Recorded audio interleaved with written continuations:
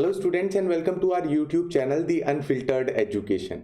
हमारे इस course complete course on Indian polity के अंदर हम चौथे लेक्चर के ऊपर आ गए हैं। आज हम चौथा चैप्टर डिस्कस करने वाले, तो that is preamble of our constitution. तो आज के हमारे इस वीडियो लेक्चर में हम बात करेंगे प्रीएम्बल के बारे में। प्रीएम्बल के अंदर क्या क्या चीजें दी गई हैं, उनका महत्व क्या है, क्या हम प्रीएम्बल को अमेंड कर सकते हैं, और क्या एक्चुअली में प्रीएम्बल जो है वो कॉन्स्टिट्यूशन का पार्ट है या नहीं। हम इन सारी चीजों के बारे में आज इस वीडियो लेक्चर के अंदर डिस्कस करेंगे। तो चलिए शुरू करते हैं आज का हमारा video lecture on preamble of our constitution.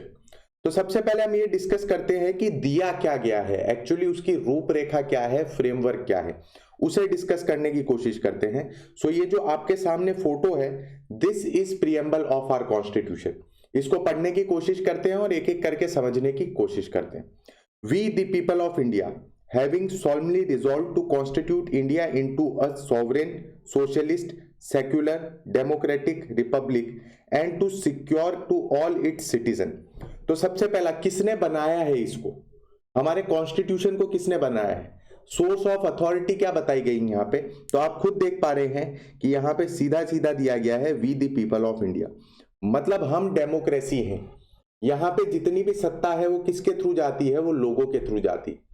अगर लोग डिक्लाइन कर दे कि हम उस इंसान को पावर नहीं देना चाहते तो उस इंसान को पावर नहीं मिलेगी। Same thing applies to our constitution. Constitution को भी जो पावर मिली है और कॉन्स्टिट्यूशन को भी जिन्होंने फ्रेम किया है वो है हम लोग, we the people of India. अब आप में से उठ के कोई ऐसा मत बोलना कि सर हम तो थे ही नहीं वहां पे, ना हमारे पूर्वज थे, हमारे रिप्रेजेंटेटिव थे वहां पे। इतने सारे लोग एक साथ तो इकट्ठे नहीं हो सकते कॉन्स्टिट्यूएंट असेंबली में, तो हमारे रिप्रेजेंटेटिव्स ने, हमारे नुमाइंदों ने बैठ के हमारे लिए संविधान बनाया। आगे चलते हैं और समझते हैं कि किन किन चीजों को हमें हमारे संविधान के अंदर लाना है, हमारे देश के अंदर लाना है। हम हमारे देश को किस तरीके से देख रहे हैं वो चीजें यहां पे बताई गई। Sovereign, socialist, secular, democratic and republic. तो इस तरीके का हम हमारा देश देख रहे हैं, इस तरीके का हम हमारा संविधान देख रहे हैं। अब हर एक वर्ड का मीनिंग क्या है उसको हम आगे जाके एलेबोरेट करेंगे, उसको इन डिटेल हम डिस्कस करेंगे और सारी चीजों के बारे में जानने की कोशिश करेंगे। बट फिलहाल हम ये चीज देख पा रहे हैं कि हम हमारे भारत को, हम हमारे संविधान को इस तरीके से देखना चाहते हैं, उसके अंदर ये फीचर्स चाहते हैं। और किस लिए चाहते हैं, क्यों ये सारे फीचर्स हम हमारे संविधान में चाहते हैं। कोई एम एंड ऑब्जेक्टिव तो होगा हमारा, कोई गोल होगा हमारा, तो वो गोल के बारे में यहां बताया गया है। हम जस्टिस देना चाहते हैं, किस प्रकार का, सोशल, इकोनॉमिक एंड पॉलिटिकल। हमारी जनता जो है, हमारे नागरिक जो है, उन्हें हम जस्टिस देना चाहते हैं और social, economic and political dimension. अब आगे चलते हैं और अगला समझते हैं, दैट इज लिबर्टी। आजादी देना चाहते हैं, liberty of thought, expression, belief, faith and worship. इस तरीके की हम आजादी देना चाहते हैं। आप देख पा रहे होंगे मैं आराम से बोल पा रहा हूं, मुझे अगर क्रिटिसाइज भी करना है किसी सरकार को तो मैं कर सकता हूं, हम लोकतंत्र के अंदर रहते हैं। उसी के साथ साथ मैं किसी भी धर्म में मानता हूं, मुझे पूजा करने की पूरी आजादी है, मुझे टोका नहीं जा सकता, मुझे रोका नहीं जा सकता। तो ये हो गई मेरी लिबर्टी, ठीक है, इसे हम कहते हैं लिबर्टी, आजादी। किसी भी इंडिविजुअल के जो एक्शंस हैं, एक्टिविटीज हैं, उस पर अननेसेसरी बार नहीं लगाए जाते, अननेसेसरी लिमिटेशन नहीं लगाई जाती। Again I am saying unnecessary, ऐसा मैं क्यों बोल रहा हूं, तो जब हम ये लिबर्टी को डिस्कस करेंगे आज के हमारे इस वीडियो लेक्चर में तब मैं आपको बताऊंगा। Next is equality. Next is equality. So equality of status and of opportunity and to promote among them all. हम हर एक इंसान को इक्वल चाहते हैं। इक्वल इन द सेंस, जो नॉर्मल और नेचुरल इनइक्वालिटीज हैं वो तो चलो हम अलग नहीं कर सकते, बट हर एक इंसान को अपॉर्चुनिटी तो इक्वल दे सकते हैं। हर एक इंसान को हम ये तो अपॉर्चुनिटी दे सकते हैं कि वो भी भारत का राष्ट्रपति बन सकता है। उसी के साथ साथ हर एक इंसान का हम स्टेटस इक्वल कर सकते हैं कि अगर वो गरीब है तो वो भी उसी लेवल का नागरिक है जिस लेवल का नागरिक एक अमीर इंसान है। दोनों के पास एक ही वोट है और दोनों इक्वली पार्टिसिपेट करते हैं। तो इस तरीके के लिए हम स्टेटस के अंदर इक्वलिटी चाहते हैं और साथ ही साथ हम अपॉर्चुनिटी में इक्वलिटी चाहते हैं कि हर एक इंसान को इक्वल अपॉर्चुनिटी मिले। फिर बात आती है फ्रेटर्निटी की, भाईचारा। हम जितने भी भारतीय हैं, आप देख लीजिए इंडिया के अंदर इतने तरीके के कल्चर हैं जितने तो किसी देश के अंदर नहीं पाए जाएंगे। इतनी बोले जाने वाली भाषा, इतने तरीके के रिलीजन, कास्ट, और कास्ट के अंदर भी आप सब सेक्शन में चले जाएं तो जातियां कितनी हैं, फिर भी हम क्या हैं, इंडियंस की तरह रहते हैं। जो ब्रदरहुड है उसे कायम रखना है, उस यूनिटी को कायम रखना है, उस इंटीग्रिटी को कायम रखना है। तो ये चीज ध्यान देने वाली, ठीक। अब आगे यहां पे बताया गया है, in our constituent assembly this 26th day of November 1949 do hereby adopt, enact and give to ourselves this constitution. अब जो लास्ट डेट दिखी गई है दैट इज 26 नवंबर, 26 नवंबर 1949, ठीक। तो ये डेट के दिन हमने हमारा कॉन्स्टिट्यूशन कंप्लीट कर लिया था, उस पे सिग्नेचर हो गए थे, उसे अडॉप्ट कर लिया था। बट इसे लागू कब किया गया, 26 जनवरी 1950, क्योंकि 1930 के अंदर क्या है, हमने संपूर्ण स्वराज की शपथ ले ली थी कि अब हमें कंप्लीट इंडिपेंडेंस चाहिए, किसी भी तरीके का डोमिनियन स्टेटस नहीं चाहिए। तो तब पहली बार इंडिपेंडेंस डे जो है वो मनाया गया था। इसलिए उस दिन को याद रखने के लिए, उस दिन को मेमोरेबल बनाने के लिए हमने 26 जनवरी 1950 के दिन से हमारा संविधान लागू करने का सोचा। तो ये इसके रीजन था। यही चीजें इस स्लाइड के अंदर लिखी गई हैं, आप ध्यान से देखेंगे तो आप देख पाएंगे। पहली चीज, what is the source of authority, तो we the people of India, मतलब हम जो नागरिक हैं वो है सोर्स ऑफ अथॉरिटी, ठीक है। What is the nature of Indian constitution, जैसे मैंने आपको बताया कि हमारे फीचर क्या है, हम किस तरीके का कॉन्स्टिट्यूशन और देश देखना चाहते हैं। तो that is sovereign, socialist, secular, democratic and Republican polity. हम इस तरीके की पॉलिटी देखना चाहते हैं, इस तरीके की राज्य व्यवस्था देखना चाहते हैं। किस चीज के लिए, हमारे गोल्स क्या है, हमारे ऑब्जेक्टिव्स क्या है। तो गोल्स है justice, liberty, equality and fraternity. तो ये जितने भी टर्म है जो आपके सामने देखने को आपको मिल रही है, जो 9 टर्म है, इन्हें हम एक एक करके इन डिटेल डिस्कस करने की कोशिश करेंगे, इनके बारे में जानकारी लेंगे हम। आगे चलते हैं, when was the constitution adopted, तो ऑन 26 नवंबर 1949। ये सारी चीजें देखिए हमने यहीं पे डिस्कस कर ली और इसी के अंदर समझ ली थी। तो इन सारी चीजों का आपको ध्यान रखना है, हो सकता है किसी एमसीक्यू में या स्टेट पीएससी आपसे पूछ ले। आगे चलते हैं और एक एक करके हर एक टर्म को समझने की कोशिश करते हैं। तो सबसे पहली टर्म है सोवरेन। अब सोवरेन टर्म को अगर मैं आपको नॉर्मल भाषा में समझाऊं, एकदम लेमेन्स लैंग्वेज में, तो इट सिंपली मीन्स कि अगर एक नेशन सोवरेन है तो उसके डिसीजन को कोई भी इंफ्लुएंस नहीं कर सकता, ठीक है। ये इंडिया है, ठीक। अब इंडिया सोवरेन हो चुका है, मतलब बाहर इंग्लैंड होगा, यूएसए होगा, और भी कोई कंट्री मान लीजिए, ये जितनी भी कंट्री है, इवन रशिया, जितनी भी मान लीजिए, ये हमारे इंटरनल मैटर या फिर जिस भी तरीके का हम एक्सटर्नल अफेयर रखना चाहते हैं उस पर कोई भी तरीके का हम पे प्रेशर क्रिएट नहीं कर सकते, उसे इंपैक्ट नहीं कर सकते, उसे इन्फ्लुएंस नहीं कर सकते। अगर यहां तक मैं ये भी कहूं कि इंडिया चाहे तो किसी के साथ भी वॉर कर सकता है और किसी के साथ भी पीस कर सकता है, इस पे डिसीजन किसका रहेगा, तो इस पे इंडियंस का डिसीजन रहेगा।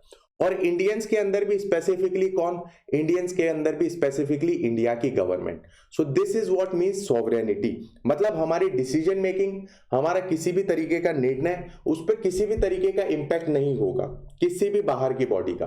अब इसी के साथ साथ ये और इंपॉर्टेंट तब हो जाता है जब हम इसका इंटरनल एस्पेक्ट भी समझ लेते हैं, क्योंकि इंडिया के अंदर भी कई लोग होंगे जो पूंजीवादी हैं, ठीक है।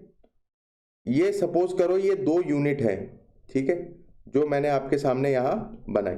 ये 2 यूनिट जो है काफी पावरफुल है इंडिया के अंदर। कोई भी इंडस्ट्रियलिस्ट मान लीजिए या कोई भी बिजनेस क्लास का इंसान मान लीजिए, ये दोनों जो है बहुत ही ज्यादा पावरफुल है।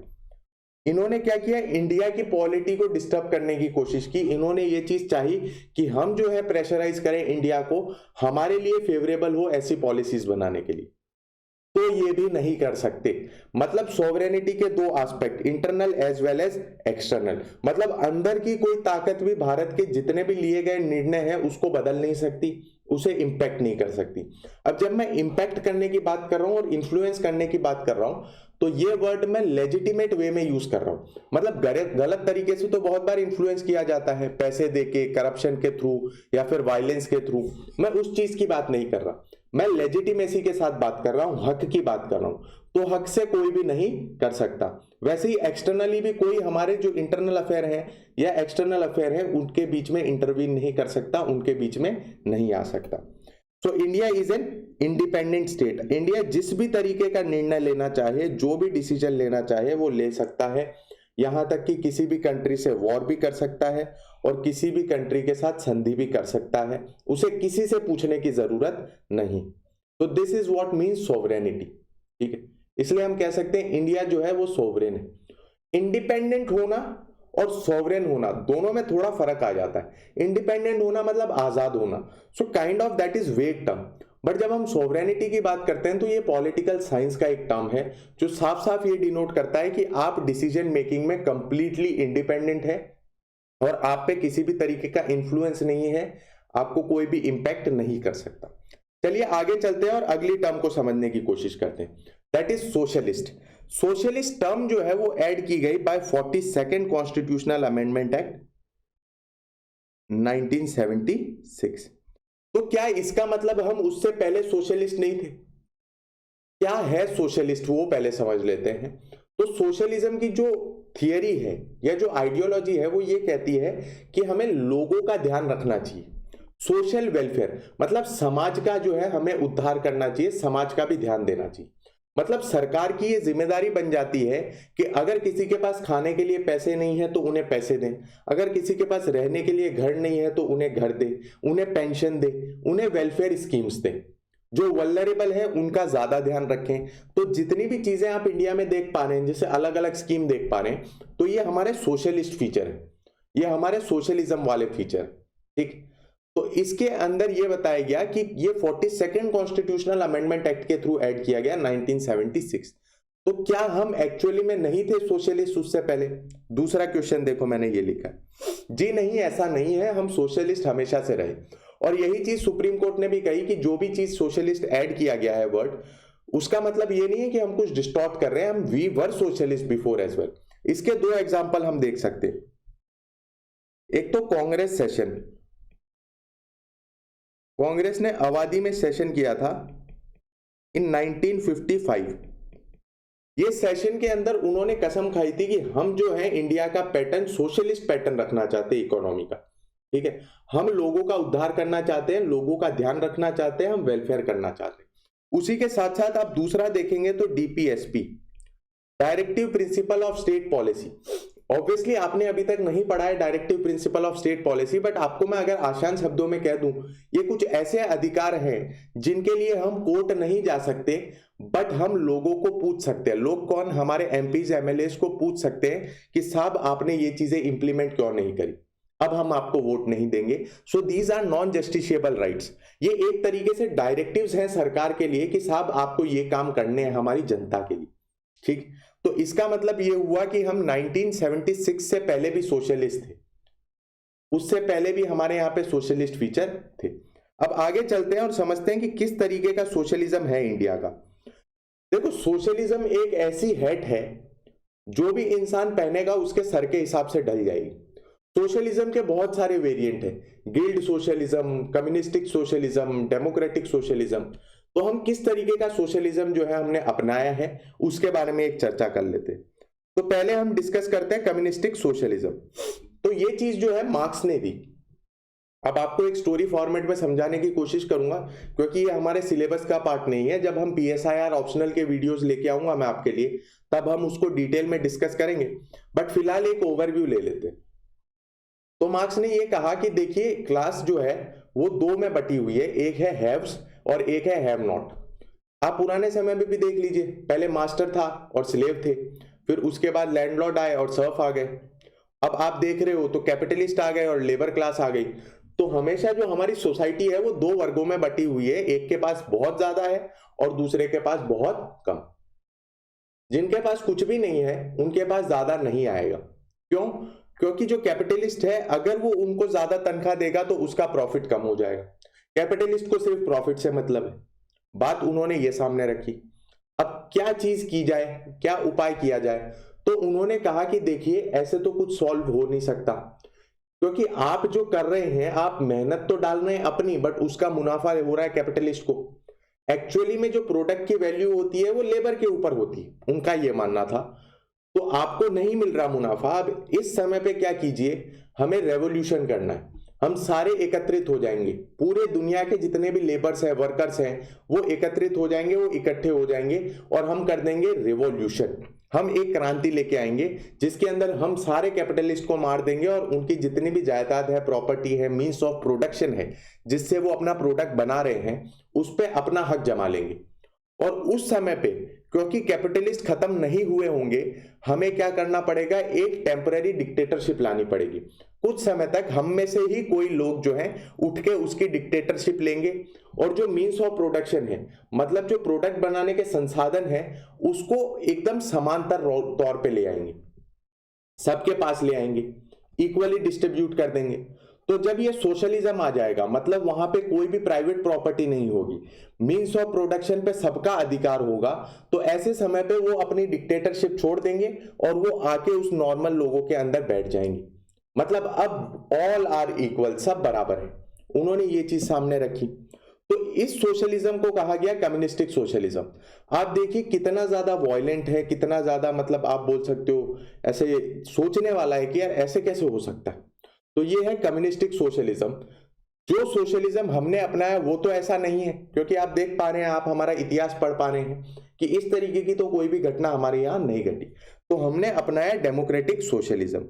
डेमोक्रेटिक सोशलिज्म क्या कहता है? डेमोक्रेटिक सोशलिज्म ये कहता है कि हम मिक्स इकोनॉमी पे चलेंगे। फॉर एग्जाम्पल, जो हमारे लिए नेसेसिटी है उसके अंदर सरकार भी आएगी। सरकार इसलिए आएगी ताकि वो उन प्रोडक्ट पे मोनोपोली होने से रोक सके। जहां पे भी मोनोपोली होगी, प्रोडक्ट की प्राइस बढ़ेगी। तो सरकार उन सेक्टर्स में होगी जहां पे सोशल वेलफेयर की जरूरत है, या फिर जहां पे इतना ज्यादा जो है कैपिटल इंटेंसिव इन्वेस्टमेंट है कि लोग आना नहीं चाहते, वहां से उन्हें प्रॉफिट नहीं मिल रहा। ठीक है, तो ऐसी सारी चीजों के अंदर वो लोग उतरेंगे। तो इसलिए हम मिक्स्ड इकोनॉमी का एक फॉर्मेट चाहते हैं जहां पे प्राइवेट प्रॉपर्टी भी होगी, बट उसी के साथ साथ पब्लिक एंटरप्राइजेस भी होंगे, सरकार की भी जो है यहाँ पे इंडस्ट्रीज होंगी। तो इस तरीके का हमने सोशलिज्म देखा जो कि मोनोपोली के खिलाफ था, बट प्राइवेट प्रॉपर्टी फिर भी यहाँ पे थी। ये भी एक दौर था 1947 से लेके 1991 के बीच में हमारे यहाँ लाइसेंसिंग राज था। तो उस समय पे ये काफी ज्यादा प्रोमिनेंट था। जिस तरीके का हम ये सोशलिज्म देख रहे हैं वो काफी ज्यादा प्रोमिनेंट था। बट जैसे ही 1991 के अंदर एलपीजी रिफॉर्म्स हुए, लिबरलाइजेशन, ग्लोबलाइजेशन एंड प्राइवेटाइजेशन, 1991 में क्या हुआ कि हम बाहर से चीजें, प्रोडक्ट तो इंपोर्ट तो कर नहीं रहे थे, जो रिक्वायर्ड थे वही कर रहे थे, पेट्रोलियम प्रोडक्ट एक्सेट्रा। तो उस समय पे जो उन्हें पेमेंट देना होता था वो डॉलर्स में देना होता था, क्योंकि हमारा जो प्रोडक्ट था वो एक्सपोर्ट क्वालिटी का नहीं था, बाहर वाले लोग नहीं ले रहे थे इतना, तो हमारा जो डॉलर था वो कम होते चला गया। अब हमें उन्हें पे करना था, तो इसको कहा गया बैलेंस ऑफ पेमेंट क्राइसिस। उस समय पे हमारे पास सिर्फ 15 दिन के जो है पेमेंट बचे थे डॉलर के अंदर, उसके बाद खत्म होने वाले थे। तो हम गए इंटरनेशनल इंस्टीट्यूशंस के पास पैसा मांगने, तो इंटरनेशनल इंस्टीट्यूशंस ने कहा हम आपको पैसा तो दे देंगे, कोई दिक्कत नहीं है, आपको नहीं देंगे किसको देंगे, बट आपको क्या करना पड़ेगा, अपनी इकोनॉमी ओपन अप करनी पड़ेगी, मतलब लिबरलाइज करनी पड़ेगी, चीजों को थोड़ा सा छोड़ना पड़ेगा, सरकार को अपनी जो ताकतें हैं उसको प्राइवेट सेक्टर में देना पड़ेगा। ठीक है, प्राइवेटाइज करना पड़ेगा, अपनी जितनी भी एंटरप्राइजेस हैं उसमें से कुछ उन्हें प्राइवेटाइज करनी पड़ेंगी। ग्लोबलाइज तो ऑटोमेटिकली, जब लिबरलाइज होगा, प्राइवेटाइज होगा, तो ग्लोबलाइज ऑटोमेटिकली हो जाएगा, क्योंकि बाहर की इंडस्ट्रीज आएंगी। आपने देखा होगा KFC और मैकडोनल्ड्स 1991 के बाद आए। 1991 के बाद बहुत सारे जो इलेक्ट्रॉनिक ब्रांड्स हमारे यहाँ पे आए। तो ये चीज थी जो हमने देखी। तो 1991 के बाद सोशलिज्म वाला फीचर थोड़ा सा रिड्यूस हो गया, बट हम ऐसा नहीं कह सकते कि आज हम बिल्कुल भी सोशलिस्ट नहीं है। हम सोशल वेलफेयर स्कीम्स इंप्लीमेंट करते हैं, हम लोगों का ध्यान रखने की कोशिश करते हैं, बट 1991 के बाद उसमें क्या है, थोड़ा सा रिडक्शन आया। So this is what socialism for you. आगे चलते हैं और समझने की कोशिश करते हैं सेक्युलर टर्म को। सेक्युलर टर्म को भी ऐड किया गया bye 42nd constitutional amendment act. तो मुझे ये चीज बताइए कि क्या हम धर्मनिरपेक्ष नहीं थे? सेक्युलर मतलब होता है धर्मनिरपेक्ष। सेक्युलरिज्म का मतलब ये हो गया कि हमारा जो इंडिया है वो किसी भी एक धर्म के अंदर विश्वास नहीं रखता, वो सारे धर्मों को जो है इक्वली रिस्पेक्ट करता है, उनकी इक्वल आदर करता है, उनका इक्वल सम्मान करता है। ठीक, उसके लिए कोई भी एक स्पेसिफिक रिलीजन जो है वो स्टेट का रिलीजन नहीं। तो यहाँ पे ये चीज बताई पूछी गई है आपसे कि क्या हम उससे पहले सेकुलर नहीं थे? जी हाँ, हम उससे पहले सेकुलर थे। मैं ऐसा क्यों कह रहा हूं? क्योंकि आप जब पार्ट 3 पढ़ेंगे मेरे साथ, दैट इज फंडामेंटल राइट्स पढ़ेंगे, तब मैं आपको बताऊंगा कि वहां स्पेसिफिकली मेंशन्ड है कि हमें हमारे रिलीजन को चूज करने की, प्रोफेस करने की, प्रोपोगेट करने की कंप्लीट इंडिपेंडेंस है। इंडिया का किसी भी तरीके से जो है यहाँ पे रिलीजन नहीं है, हम सेक्युलर हैं, हम हर एक रिलीजन को इक्वल रिस्पेक्ट देते हैं, जो कि हम देख पा रहे हैं part 3 of our constitution, that is fundamental rights. ठीक, बिटवीन आर्टिकल 25 टू 28, 25 से 28 के बीच में हम इन सारी चीजों को देख पा रहे हैं। तो हम सेकुलर तो पहले भी थे। अब क्वेश्चन ये आता है कि वेस्टर्न सेकुलरिज्म और इंडियन सेकुलरिज्म में डिफरेंस क्या है, उसे समझने की कोशिश करते हैं, उस पर एक ब्रीफ डिस्कशन करते हैं। तो जब इस चीज के ऊपर डिस्कशन आता है तो बहुत लोग ये बोलते हैं कि इंडिया का जो सेकुलरिज्म है वो वेस्टर्न इंपोर्ट है। एक्चुअली ऐसा नहीं है, इंडिया का सेकुलरिज्म सबसे ज्यादा वाइड है। तो ये हो गया इंडिया का सेकुलरिज्म, ठीक, और ये हो गया वेस्टर्न सेकुलरिज्म। क्यों मैंने ऐसा बनाया उसके बारे में समझते हैं। स्टेट, रिलीजन, ये हो गया रिलीजन और ये हो गया स्टेट। ये हो गया इंडिया, ये हो गया वेस्ट। पहले वेस्ट को समझने की कोशिश करते हैं। तो वेस्ट के अंदर स्टेट और रिलीजन के अंदर कंप्लीट सेपरेशन है। मतलब ना तो रिलीजन किसी भी तरीके से स्टेट अफेयर्स में आ सकता है, गवर्नमेंट के अफेयर्स में आ सकता है, ना ही गवर्नमेंट किसी भी तरीके से जो है रिलीजन के अफेयर्स में जा सकती है। अब इसको एक एग्जांपल लेके समझते हैं। फॉर एग्जांपल, मैं यूएसए के अंदर रह रहा हूं और वहां पे एक मंदिर है जहां पे मुझे घुसने से मना कर दिया गया। मुझे बोला गया कि आप अंदर नहीं आ सकते, आपको अंदर नहीं आने देंगे। किसी भी कारणवश मुझे ये चीज बोली गई। मैं गया वहां के कोर्ट में और मैंने कहा कि मुझे इस तरीके से टेंपल के अंदर नहीं जाने दिया जा रहा, या मेरे जो रिलीजियस अधिकार हैं उसे प्रैक्टिस प्रोपोगेट करने का अधिकार मुझे नहीं मिल रहा है। तो वो मुझे बोलेंगे कि देखिए वो आपका पर्सनल मैटर है, उसके अंदर हम इंटरवीन नहीं कर सकते।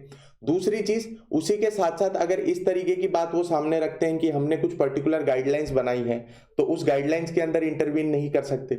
बट जब हम इंडिया के अंदर बात करते हैं, इंडिया की स्पेसिफिकली बात करते हैं, तो यहाँ पे स्टेट जो है वो तो रिलीजन के अंदर इंटरवीन कर सकता है, बट रिलीजन स्टेट के अंदर नहीं कर सकता। इसको थोड़ा सा और ब्रॉड करने की कोशिश करते हैं, इसको थोड़ा सा और ओपन अप करने की कोशिश करते हैं। सो दैट इज कि जब हम बात करें स्टेट की, तो स्टेट ने बहुत बार रिलीजन के अंदर इंटरवीन किया है। जैसे हम सबरीमाला वाला टेंपल जो है उसका एक एग्जांपल ले सकते हैं, उसी के साथ साथ हम ट्रिपल तलाक वाले एग्जांपल ले सकते हैं। तो स्टेट के पास ये अधिकार है कि अगर उसे कुछ प्रोविजन सही नहीं लग रहे तो उसमें वो इंटरवीन कर सकता है। अगर उसे लग रहा है कि ये चीज सही नहीं है किसी रिलीजन में तो उसमें वो इंटरवीन कर सकता है। But at the same time religion intervene नहीं कर सकता स्टेट के अंदर। रिलीजन को अगर कोई चीज खराब लगे स्टेट के अंदर तो वो नहीं आ सकता। तो ये चीज आई होप आपको समझ आ गई होगी। तो आप ये भी देख पा रहे होंगे कि इंडिया का जो सेकुलरिज्म है काफी ज्यादा वाइड है, काफी ज्यादा यूनिक है, जबकि हम वेस्ट के सेकुलरिज्म की बात करते हैं तो वो काफी ज्यादा सीमित है। तो चलिए आगे चलते हैं और समझने की कोशिश करते हैं अब डेमोक्रेसी को, कि क्या कहता है डेमोक्रेसी। सो डेमोक्रेसी सिंपली मींस कि जो हमारे रूलर हैं, जो हमारे एग्जीक्यूटिव हैं, उनको इलेक्ट किसके द्वारा किया जाएगा, तो लोगों के द्वारा इलेक्ट किया जाएगा by the vote. Universal adult franchise, हर एक इंसान जो अडल्ट है वो वोट डाल के अपनी सरकार चुनेगा। अब यहाँ पे पावर किसके हाथ में है, तो पावर हम लोगों के हाथ में है। कैसे हम लोगों के हाथ में है, अगर आपका एमपी एमएलए आपकी बात नहीं सुन रहा, आपकी चीजों को कंप्लीट नहीं कर रहा, आपकी डिजायर्स को कंप्लीट नहीं कर रहा, तो आपको अगले 5 साल बाद, मतलब अगले वोट में उसे वोट नहीं डालना है, अगले इलेक्शंस में उसे वोट नहीं डालना है। इस तरीके से पावर आपके हाथ में। आपका जो वोट है ना, आपको लगता है कि क्या फर्क पड़ता है इससे, बट वो बहुत बड़ा चेंज क्रिएट करता है। अगर एक इंसान ऐसा सोचे कि यार मेरे वोट से क्या फर्क पड़ेगा, और सब लोग वैसा ही सोचने लगे, तो फिर जो वोट की पावर है वो डिक्लाइन होती चली जाएगी। तो पावर हमारे हाथ पे है। अब यहाँ पे 2 तरीके की डेमोक्रेसी हुआ करती थी। पहली is direct democracy and second is indirect democracy, जिसे हम क्या कहते हैं, रिप्रेजेंटेटिव डेमोक्रेसी भी कहते हैं। अब इसको एक स्टोरी फॉर्मेट में समझने की कोशिश करते हैं। पहले के समय में क्या हुआ करता थे, लोग लिमिटेड हुआ करते थे, पॉपुलेशन लिमिटेड हुआ करती थी। तो उस समय पे लोग जो लिमिटेड थे वो एक साथ इकट्ठे हो जाया करते थे असेंबली में, और असेंबली में इकट्ठे होकर डिसीजन बना लिया करते थे कि साहब हम इस तरीके का डिसीजन लेना चाहते। उस समय पे रहे होंगे 1000, 2000, 1500, कितने भी 10,000 तक मान लीजिए। अब कहीं ना कहीं किसी न किसी तरीके से आप शायद उन्हें अरेंज कर लें, बट 135 करोड़ हिंदुस्तानियों को आप अरेंज कर पाएंगे कहीं एक जगह पे? और अगर आपने अरेंज कर भी लिया तो वहां की व्यवस्था किस तरीके से बनाएंगे? तो द पॉइंट इज कि जब हम 135 करोड़ हो गए तो डायरेक्ट डेमोक्रेसी हमारे लिए एक, जो बोल सकते हैं हम, प्रॉपर इंप्लीमेंटेशन के लिए पॉसिबल नहीं थी, क्योंकि इतने लोगों को आप कहां एक साथ इकट्ठा करेंगे, कहां असेंबली में बैठाएंगे। तो उस समय पे हमारे सामने आया indirect democracy, that is representative democracy. तो हमने हमारे नुमाइंदे चुन लिए, रिप्रेजेंटेटिव चुन लिए, जिसे हम एमपीज और एमएलएस कहते हैं, और उन्हें हमने क्या किया, लेजिस्लेचर के अंदर भेज दिया, और उसमें से जिसने मेजोरिटी पाई उसने सरकार बना ली। तो ये हो गई क्या, रिप्रेजेंटेटिव डेमोक्रेसी। अब आगे समझते हैं कि आज के समय में भी जो रिप्रेजेंटेटिव डेमोक्रेसी है उसमें कुछ ऑप्शंस रखे गए हैं ऑफ डायरेक्ट डेमोक्रेसी, मतलब कुछ डिवाइसेस रखी गई हैं। रेफरेंडम, रेफरेंडम बेसिकली ये कहता है कि डायरेक्टली लोगों को वोट करने का अधिकार दे दिया जाएगा किसी भी इशू पे, और जो लोग उस पे चाहते हैं उसके उस हिसाब से डिस्कशन होगा, उस हिसाब से डिसीजन होगा। प्लेबिसाइड, प्लेबिसाइड क्या कहता है कि प्लेबिसाइड ये सिंपली कहता है कि लोग वोट करेंगे बट अल्टीमेट अथॉरिटी जो है पार्लियामेंट अपने पास रखेगा। उसी के साथ साथ इनिशिएटिव, मतलब इनिशिएट कर सकते हैं हम, उस एम एंड ऑब्जेक्टिव को इनिशिएट कर सकते हैं कि हम इस चीज पे लॉ चाहते हैं तो हमने उसे इनिशिएट कर दिया। रिकॉल, मतलब अगर हमारा एमपी और एमएलए ढंग से काम नहीं कर रहा है तो हम उसे वापस बुला लेंगे, कि बोल देंगे कि भाई साहब आप वापस आ जाओ, अब आप पे हमारा विश्वास नहीं है। So these are the devices of direct democracy. अब रिप्रेजेंटेटिव फॉर्म ऑफ डेमोक्रेसी को भी हम दो तरीके से डिवाइड कर सकते हैं, एक हो गया प्रेसिडेंशियल और एक हो गया पार्लियामेंट्री फॉर्म ऑफ गवर्नमेंट। ठीक, अब यहां पे समझने वाली बात यह है कि दोनों में डिफरेंस क्या है। तो इन दोनों के ऊपर एक कंप्लीट चैप्टर होने वाला है हमारे इसी कोर्स में, तो ज्यादा समय मैं यहां पे नहीं लूंगा क्योंकि बहुत बड़ा टॉपिक है, और कोई भी टॉपिक मेरा मानना है अगर हम स्टार्ट करते हैं उसमें एडिक्वेट इंफॉर्मेशन ना दी जाए तो वो ज्यादा हानिकारक हो सकता है। तो प्रेसिडेंशियल और पार्लियामेंट्री फॉर्म ऑफ गवर्नमेंट में इतना कहना चाहूंगा कि प्रेसिडेंशियल फॉर्म ऑफ गवर्नमेंट में प्रेसिडेंट गवर्नमेंट को हेड करता है, और पार्लियामेंट्री फॉर्म ऑफ गवर्नमेंट में प्रेसिडेंट नॉमिनल हेड होता है, और रियल एग्जीक्यूटिव कौन होता है, prime minister and his council of minister. तो यहाँ पे इस बात को अभी हम रोकते हैं क्योंकि इस पे एक पूरा चैप्टर आने वाला है जिसके अंदर हम सारी डिटेल डिस्कस करेंगे। आगे चलते हैं और डेमोक्रेसी वर्ड के बारे में डिस्कस करते हैं कि डेमोक्रेसी वर्ड जो है सिर्फ पॉलिटिकल एस्पेक्ट में यूज नहीं किया गया है, इसको ब्रॉडर सेंस दिया गया है, इसे ब्रॉडर आउटलुक दिया गया है। पॉलिटिकल डेमोक्रेसी के साथ साथ यहाँ सोशल और इकोनॉमिक डेमोक्रेसी की भी बात की गई है, उन सारी चीजों के बारे में भी बात की गई। हम समाज में भी बराबरी चाहते हैं, हम सिर्फ पॉलिटिकल एक्टिविटीज में बराबरी नहीं चाहते, हम किसी भी तरीके से जाति पे किसी के साथ डिस्क्रिमिनेशन हो ये चीज नहीं चाहते। तो this is the broader version of democracy. चलिए आगे चलते हैं और अगला टर्म समझते हैं, दैट इज रिपब्लिक। अब डेमोक्रेटिक पॉलिटी दो तरीके की हो सकती है, एक हो सकती है इंग्लैंड की तरीके की और एक हो सकती है इंडिया के तरीके की। तो जब हम इंडिया के अंदर बात करते हैं तो इंडिया के अंदर प्रेसिडेंट जो है वो हेरिडिटरी नहीं है, वो क्या है, उनको हम इलेक्ट करते हैं। और जब हम इंग्लैंड की बात करते हैं तो वहां पे जो क्वीन है और किंग है वो हेरिडेटरी हैं, मतलब उनके बेटे पोते ही उस पोस्ट को होल्ड करेंगे और कोई इंसान नहीं कर सकता। तो इंडिया रिपब्लिक है क्योंकि इंडिया जो है मोनार्की नहीं है, इंडिया के अंदर जो कॉन्स्टिट्यूशनल हेड है हमारे उनका भी इलेक्शन होता है। इंडिया के अंदर इलेक्शन होता है किसका, प्रेसिडेंट का, ये चीज। दूसरी चीज ये और ज्यादा ब्रॉडर वर्जन भी है, इसके अंदर दो तीन चीजें बताई गई हैं।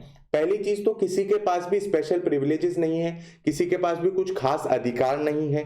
दूसरी चीज ये बताई गई है कि जितने भी पब्लिक ऑफिसेज हैं वो हर एक इंसान के लिए ओपन है, हर एक इंसान उसके लिए कंटेस्ट कर सकता है। तो इन सारी चीजों का आपको ध्यान देना है, इसका मतलब होता है रिपब्लिक। तो अगर आपसे कोई पूछे कि whether we are constitutional monarchy और republic, so we have to tick the option of republic. अगला चलते हैं और समझते हैं जस्टिस के बारे में कि जस्टिस क्या कहा गया है। अब जस्टिस मतलब न्याय, न्याय देना, किस तरीके से न्याय देंगे आप लोगों को उसके बारे में एक यहां पे डिस्कशन करते हैं। तो जस्टिस कितने तरीके के बताए गए हैं, सोशल, इकोनॉमिक एंड पॉलिटिकल। इन पैमानों पे हमें न्याय देना है, इन डायमेंशंस पे हमें न्याय देना है। सबसे पहले हम पढ़ते हैं सोशल जस्टिस के बारे में। Equal treatment of all citizens without any social distinction and no special privileges to any particular section.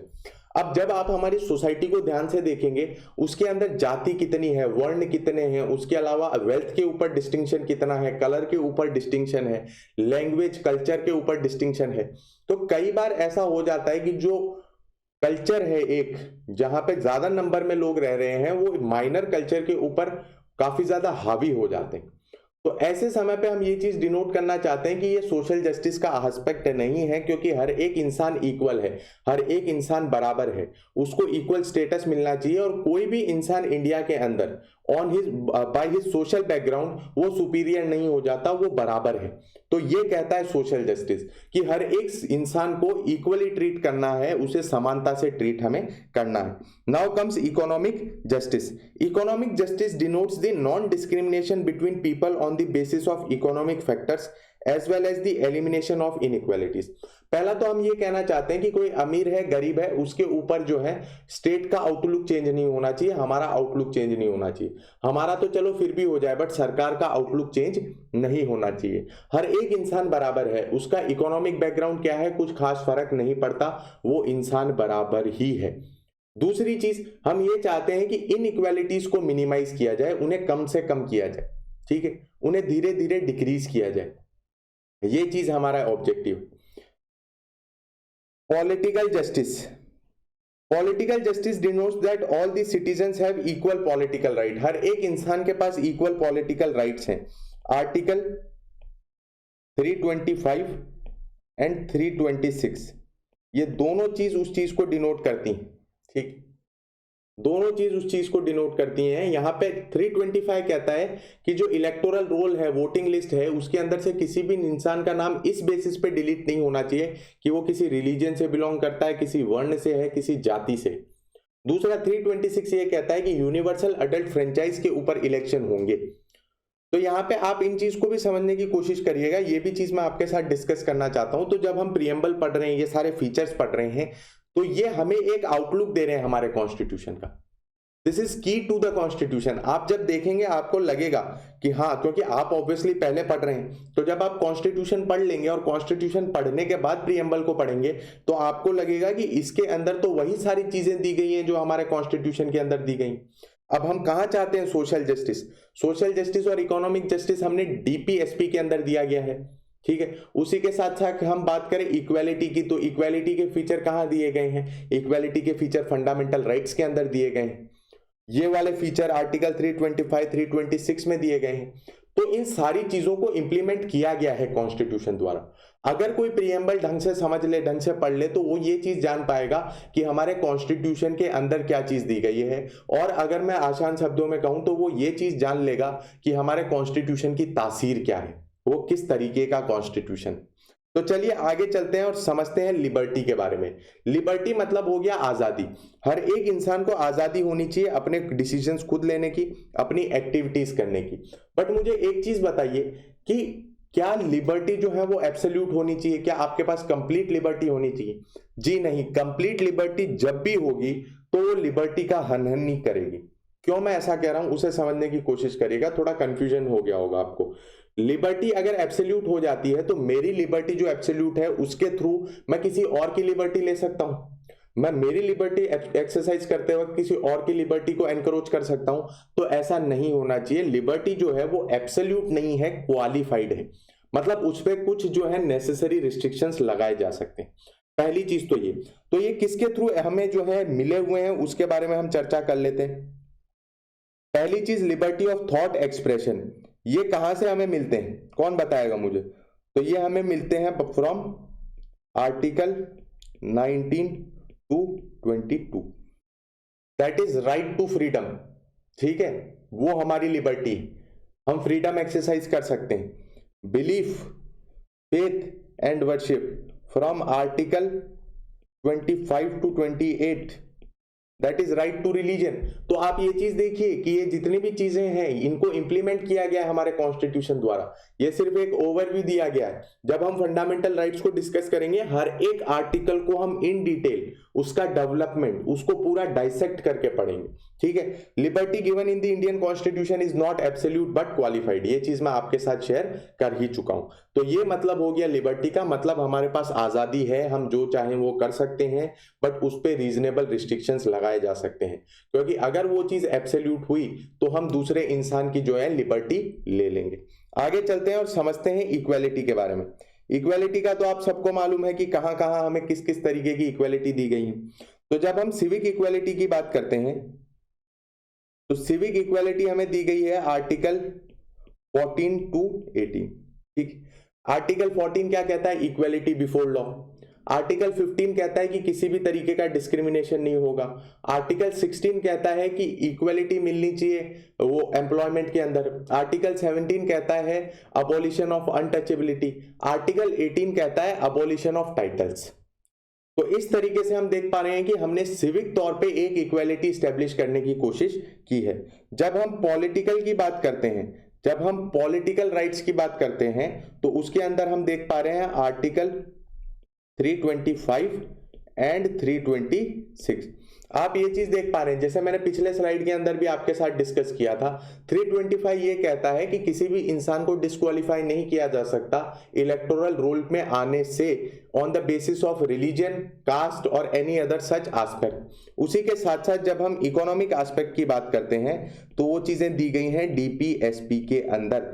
DPSP के अंदर आर्टिकल 39 के अंदर यह बताया गया है equal pay for equal work. अगर एक मैन है और एक वुमन है, उन्हें इक्वल पे मिलना चाहिए अगर उन्होंने समान काम किया है तो इस तरीके से हम जो है इन तीनों डायमेंशंस को एक्सप्लोर करने की कोशिश कर रहे हैं, स्टैब्लिश करने की कोशिश कर रहे हैं। हम चाहते हैं कि किसी भी तरीके से किसी के पास भी जो है स्पेशल प्रिविलेजेस ना हो और उसी के साथ साथ हर एक इंसान को एडिक्वेट अपॉर्चुनिटी मिले। तो जब ये हम डिस्कस करेंगे फंडामेंटल राइट्स के अंदर, उसके अंदर हम ये भी देखेंगे कि किस तरीके से जो वल्नरेबल सेक्शन है, जो पिछड़े दल हैं, उनके लिए स्पेशल फीचर्स भी रखे गए हैं, स्पेशल प्रोविजंस भी रखे गए हैं। I assure you that you will definitely like our video on fundamental rights. तो अगर अभी तक आपने हमारे इस चैनल द अनफिल्टर्ड एजुकेशन को सब्सक्राइब नहीं किया है तो प्लीज उसे सब्सक्राइब कर लें, क्योंकि आपको आगे जाके काफी ज्यादा मजा आने वाला है।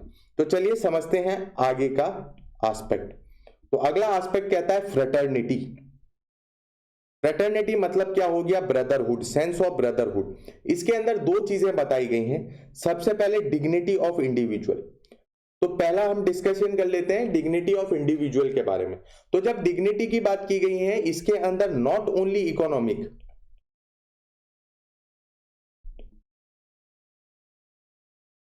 But personality as well.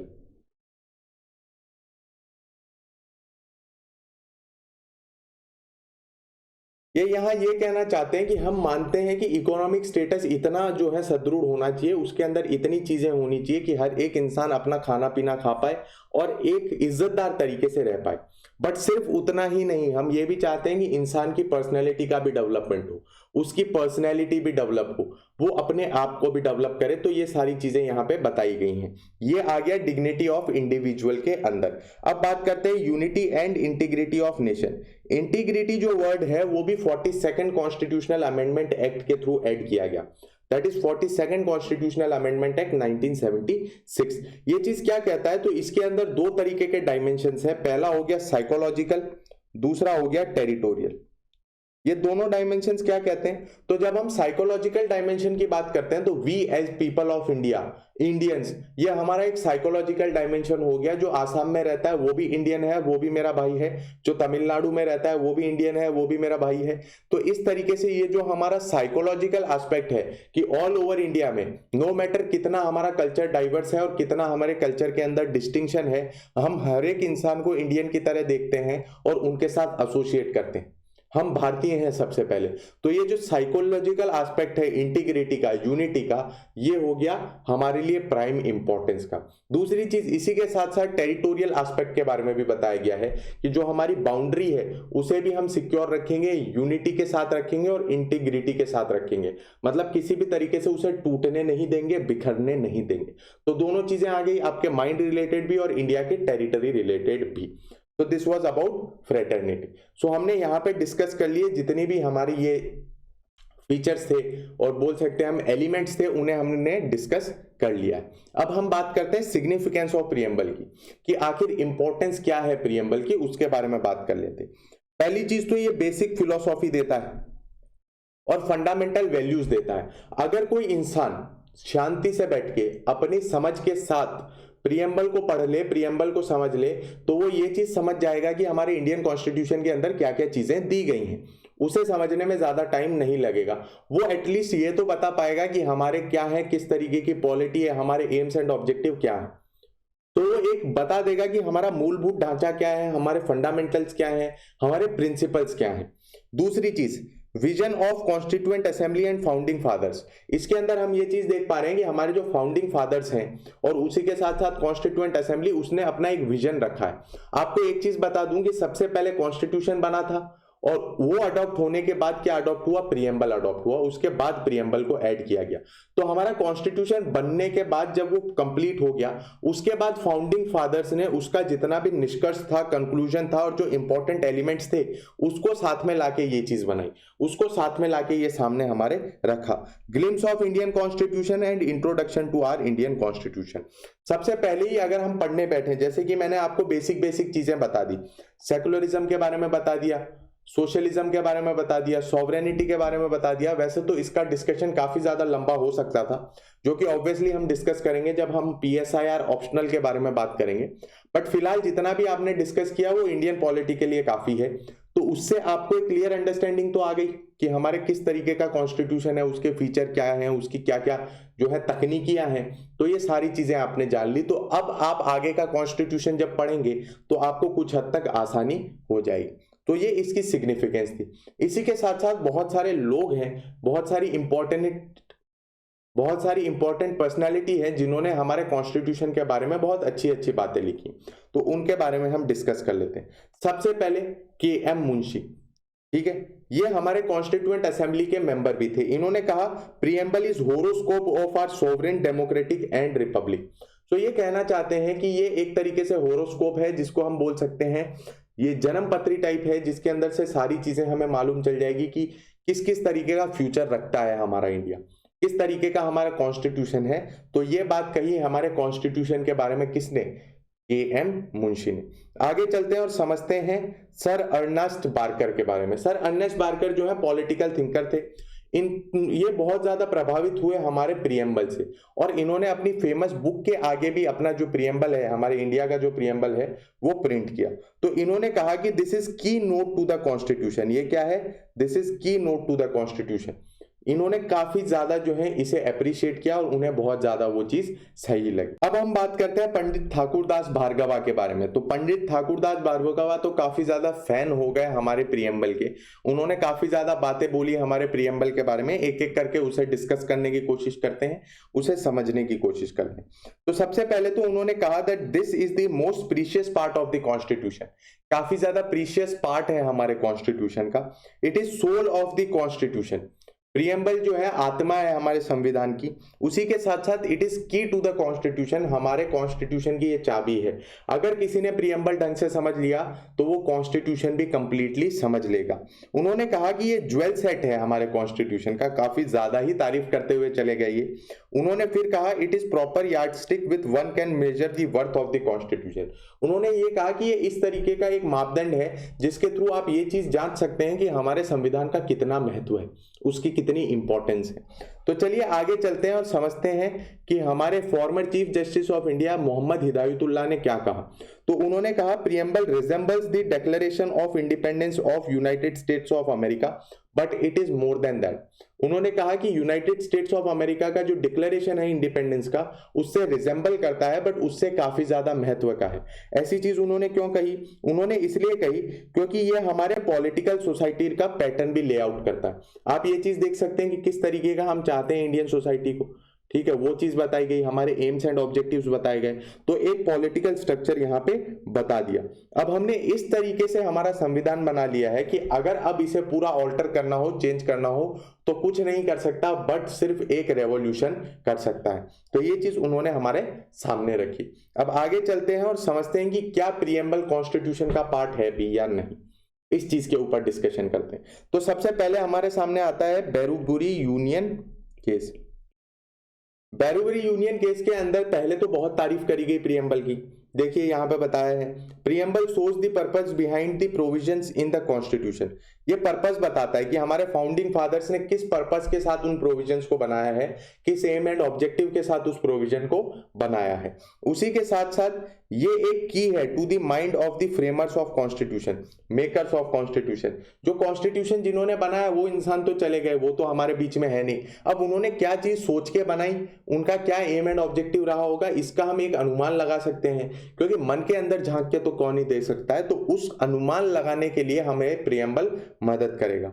Assistance in interpretation can be taken from the preamble. Assistance ली जा सकती है प्रीएम्बल से, उससे मदद ली जा सकती है। सुप्रीम कोर्ट अगर हाई कोर्ट को ऐसा लगता है कि किसी प्रोविजन को वो समझ नहीं पा रहे हैं और उसका मीनिंग नहीं समझ पा रहे हैं, तो वो वहां पे असिस्टेंस ले सकते हैं। इसके बाद ये चीज बताई गई है that it is significant but not part. मतलब इतनी तारीफ करने के बाद भी क्या कहा सुप्रीम कोर्ट ने कि ये सिग्निफिकेंट तो है बट ये पार्ट नहीं है कॉन्स्टिट्यूशन का। अब आगे चलते हैं और इसे चैलेंज किया गया केशवानंदा भारती केस 1973 के अंदर। तो केशवानंदा भारती केस ने जो अर्लियर ऑब्जेक्टिव था, अर्लियर जो उनका एक ओपिनियन था, उसे चेंज कर दिया, उसे हटा दिया और बोला कि preamble is part of our constitution. उन्होंने ये चीज बताई कि प्रीएम्बल जो है वो एक्सट्रीम इंपॉर्टेंस का है, काफी ज्यादा इंपॉर्टेंस का है हमारे लिए, और जो कॉन्स्टिट्यूशन है वो उसकी लाइट में इंटरप्रिटेट किया जाना चाहिए। कहने का मतलब ये हो गया सिंपली कि प्रीएम्बल मदद करेगा। प्रीएम्बल जो है एक तरीके से हमको दिशा दिखाएगा कि एक्चुअली उस प्रोविजन का मीनिंग क्या है, उसका मतलब क्या है। उसी चीज को रीइंस्टेट किया गया इन LIC of India case 1995। LIC of India case में उसी चीज को जो है वापस बताया गया कि हाँ actually this is part of our Indian constitution. चलिए आगे चलते हैं और समझने की कोशिश करते हैं कुछ फीचर्स के बारे में। तो इतने डिस्कशन के बाद में दो चीजों का हमें ध्यान देना जरूरी है। पहली चीज तो ना तो इससे लेजिस्लेचर कोई पावर डिराइव कर सकती है, मतलब यहां से लेजिस्लेचर को कोई भी तरीके की पावर नहीं मिलती, जैसे बाकी प्रोविजन से मिलती है कहीं ना कहीं, बट यहां से किसी भी तरीके की पावर नहीं मिलती। बट इसी के साथ साथ ये किसी भी तरीके से कोई भी लेजिस्लेचर की पावर पे रिस्ट्रिक्शन नहीं है। लेजिस्लेचर जो चाहे वैसा बिल बना सकती है, लॉ बना सकती है, तो उसमें किसी भी तरीके की कोई भी दिक्कत नहीं आएगी। दूसरी चीज, this is non justiciable in nature. Non justiciable in nature का मतलब ये हो गया कि अगर इसमें दिया गया कोई भी प्रोविजन इंप्लीमेंट नहीं किया गया या प्रॉपरली इंप्लीमेंट नहीं किया गया, तो हम एज अ सिटीजन कोर्ट में जाके ये नहीं बोल सकते कि हमारे कॉन्स्टिट्यूशन को वायलेट किया गया। क्यों? क्योंकि ये पार्ट नॉन जस्टिशिएबल है नेचर में, इसको जस्टिशिएबल नहीं रखा गया, इस पे हम न्याय नहीं पा सकते। अब आगे चलते हैं और समझते हैं कैन वी अमेंड प्रीएम्बल। ये डिबेट तब चालू हुई जब प्रीएम्बल को पार्ट नहीं माना गया कॉन्स्टिट्यूशन का, ठीक है। तो पहली चीज यहां पे डिस्कस करते हैं केशवानंदा भारती केस के अंदर। केशवानंदा भारती केस के अंदर ये चीज कही गई कि अंडर आर्टिकल 368 जो बेसिक एलिमेंट है, जो फंडामेंटल फीचर है कॉन्स्टिट्यूशन का, जो प्रीएम्बल के अंदर दिए गए हैं, उन्हें डिस्ट्रॉय नहीं किया जा सकता, उन्हें चेंज नहीं किया जा सकता। पूछा क्यों? तो बोला कि प्रीएम्बल तो पार्ट ही नहीं है कॉन्स्टिट्यूशन का, प्रीएम्बल तो पार्ट ही नहीं है कॉन्स्टिट्यूशन का, तो आप उसे अमेंड कैसे कर सकते हैं आर्टिकल 368 के अंदर। तो कोर्ट ने कहा देखिए आपका लॉजिक तो बड़ा सही है, बट हम क्या करेंगे, हम उस चीज को रिजेक्ट कर देंगे, जो अर्लियर ओपिनियन है उसे रिजेक्ट कर देंगे, और अब हम ये कहते हैं कि preamble is part of our constitution. वो काफी महत्वपूर्ण पार्ट है। बट यहाँ पे एक चीज और मानी गई कि किसी भी तरीके से अगर चेंज किया जा रहा है तो चेंज करिए, चेंज करने में कोई दिक्कत नहीं है, बट बेसिक स्ट्रक्चर को जो है नुकसान नहीं होना चाहिए। अब बेसिक स्ट्रक्चर डॉक्ट्रिन क्या है ये भी हम आगे इन डिटेल पढ़ेंगे, डिटेल में डिस्कस करेंगे। तो यहाँ ये बताया गया कि बेसिक स्ट्रक्चर को किसी भी तरीके से इफेक्ट नहीं होना चाहिए, उसको किसी भी तरीके से दिक्कत नहीं होनी चाहिए।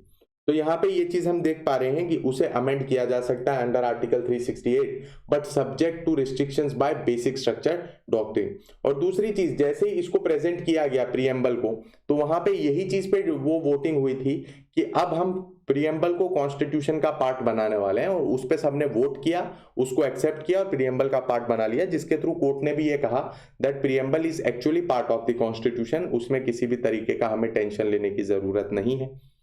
तो आई होप आपको सारी चीजें आज के वीडियो लेक्चर में समझ आई होंगी, मजा आया होगा। So this was all about today's video lecture. Chapter 4 आज हमने डिस्कस किया, that is preamble of our Indian constitution.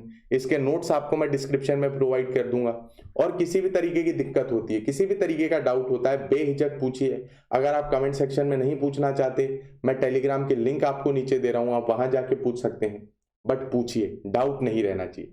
So thank you very much for watching, and if you have not subscribed our YouTube channel yet, please like, share and subscribe it. Thank you.